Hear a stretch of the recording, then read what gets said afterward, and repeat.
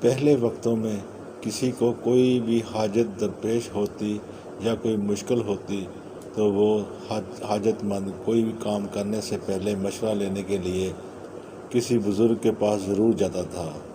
اس طرح ایک غریب اپنی غربت کی شکایت لے کر حضرت شیخ سعدی کے پاس گیا اور کہنے لگا، میرے بچے زیادہ ہیں اور میری آمدنی کا کوئی ذریعہ نہیں ہے۔ اب مجھ میں فاقہ کی ہمت نہیں رہی۔ کئی مرتبہ خیال کرتا ہوں کہ جہاں سے کہیں اور چلا جاؤں، مگر جہاں سے چلا گیا تو میرے بعد یہ لوگ مجھ پر طعنہ زنی کریں گے کہ اپنی اولاد کے متعلق یہ کتنا بے مروت نکلا کہ اپنی سہولت اور آرام کے لیے اپنے بیوی بچوں کو تنگ دستی میں چھوڑ گیا۔ آپ ہی کوئی مشورہ دیں، آپ تو علم صاحب حساب کے ماہر ہیں، مجھے کسی بادشاہ کی نوکری میں دے دیں، آپ کا احسان ہوگا۔ حضرت شیخ سعدی نے اس سے کہا کہ بادشاہ کی نوکری کے دو رخ ہوتے ہیں، اول رزق کی امید اور دوم جان کا خطرہ۔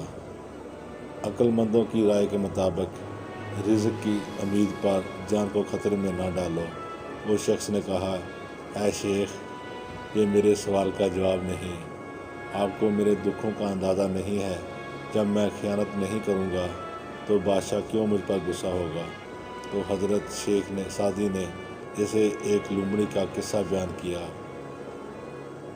کہ ایک لومڑی کو بھاگتے دیکھ کر لوگوں نے پوچھا کہ تجھے کیا مصیبت آن پڑی کہ تو اتنا دوڑ رہی ہے؟ تو اس نے کہا، میں نے سنا ہے شیر کو بیکار میں پکڑ رہے ہیں۔ لوگوں نے کہا، تیرا شیر سے کیا نسبت؟ لومڑی نے کہا کہ چپ کرو، چپ رہو، اگر حاسدوں نے دشمن نے کہہ دیا کہ یہ شیر کا بچہ ہے تو پھر میرا کیا بنے گا؟ مجھے کون چھڑائے گا؟ اے دوست، بے شک تو دیانتداری کے ساتھ کام کرے، مگر ان حاسدوں کا کیا جو بادشاہ کے سامنے تیری جھوٹی شکایت کریں گے؟ تیرے حق میں کوئی بولنے والا نہ ہوگا، لہذا تیرے لیے بہتر ہے تو روکھی سوکھی کھا کر گزارا کر، بادشاہ کی ملازمت کا خیال دل سے نکال دے۔ شیخ سعدی کی باتیں سن کر وہ شخص غصے میں آ گیا، چنانچہ شیخ سعدی نے اس کو بادشاہ کی نوکری میں دے دیا۔ وہ غریب کچھ عرصے میں اپنی محنت اور قابلیت کی بدولت ترقی کرتا ہوا ایک بڑا افسر بن گیا۔ پھر ایک واقعہ ایسا آیا کہ بادشاہ کے خاص مقرب بندوں میں شامل ہو گیا۔ کچھ عرصہ بعد شیخ سعدی کچھ دوستوں کے ہمراہ حج کے لیے چلے گئے۔ جب حج کی سعادت سے واپس لوٹے تو وہی شخص پھر پھٹے پرانے کپڑوں میں تھا۔ اس کی یہ حالت دیکھی تو شیخ نے حیرت کا اظہار کیا اور پوچھا کہ تیرے ساتھ کیا ہوا ہے؟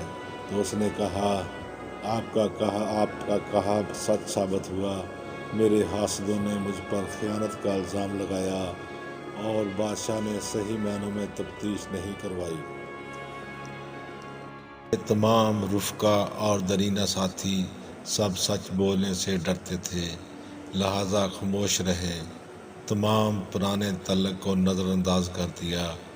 لوگ بڑے آدمی کی تعریف کے لیے سینے پر ہاتھ باندھتے ہیں، اگر زمانہ اس بڑے آدمی کو گرا دے تو یہی لوگ اسے پاؤں تلے رون ڈالتے ہیں۔ حضرت شیخ سعدی نے اسے کہا، تو نے میرا مشورہ نہ مانا اور میں نے تجھ سے نہیں کہا تھا کہ بادشاہوں کی نوکری دریا میں رہنے کے مترادف ہے، جس میں بڑا خطرہ ہے، اور میرے کان میں نصیحت کی بات نہیں پہنچتی تو کیا تو جانتا نہیں کہ میرے پاؤں میں بیڑیاں پڑ سکتی ہیں؟